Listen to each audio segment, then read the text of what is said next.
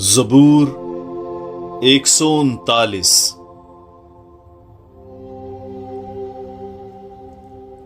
ऐ खुदावंद, तू मुझे जांचता है और तू जानता है। तू मेरा उठना बैठना जानता है। तू मेरे ख्यालात को दूर से समझ लेता है।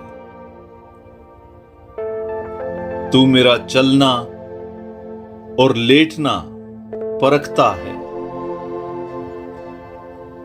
और मेरी सब राहों से वाकिफ है। इससे पेशतर कि कोई बात मेरी जुबान पर आए,